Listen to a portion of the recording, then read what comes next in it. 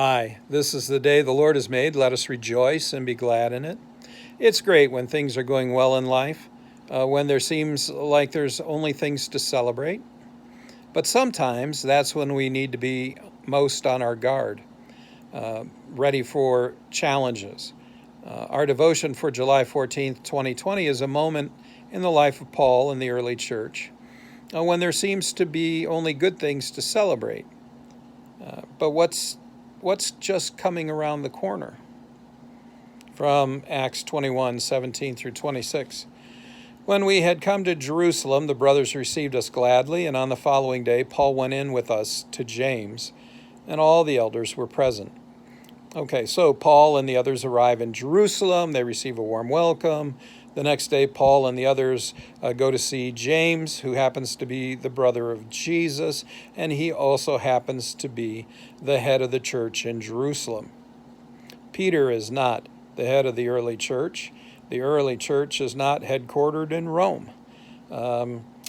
James, some might argue, could be considered the first pope, but, it was in Jerusalem.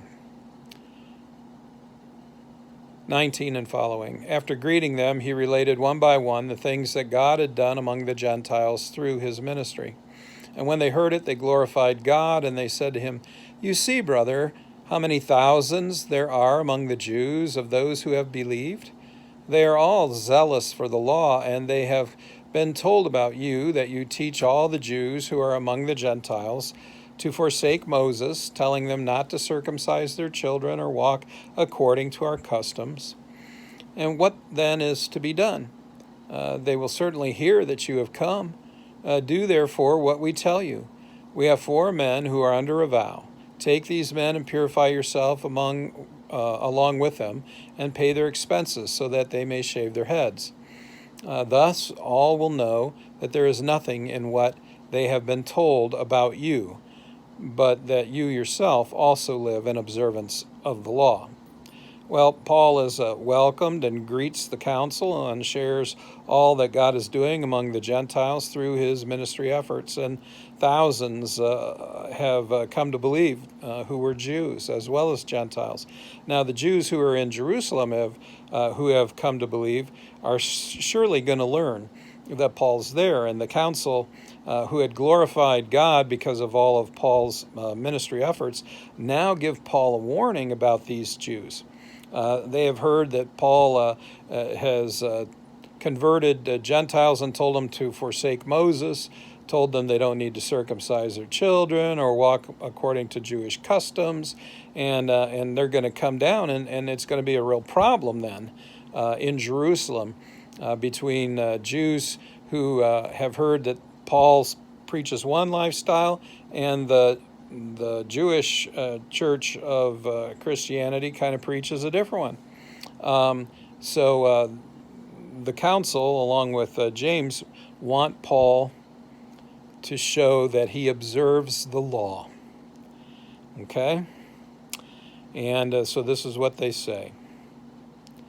First they're going to reiterate that, okay, we have technically said that the Gentiles who believed, have to abstain from 4 things, which is to abstain from sacrifice to idols, from sacrifices with blood, from those who have been strangled, and from sexual immorality. So the council repeated its limited requirements for Gentiles to join the church. It does not say anything in there about circumcision. It doesn't say anything in there about following all the customs and laws of Moses.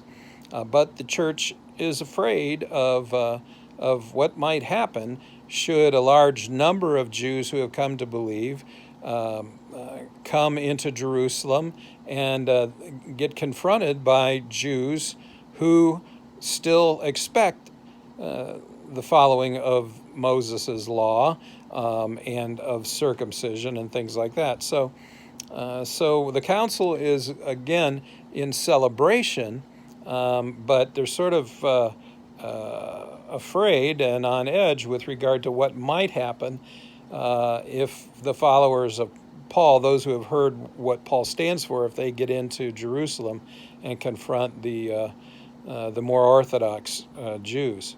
And so they want Paul to behave as one who observes the law of Moses.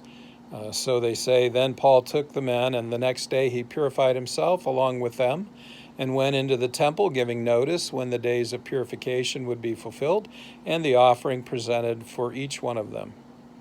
Paul does what the council instructs, and all seems fine.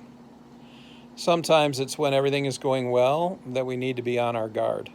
Tides and winds shift, sometimes suddenly. So does life. Threats arise out of nowhere. Is this going to happen to Paul? What did the prophets and the disciples say to Paul before he came to Jerusalem? They said, don't go, stay out.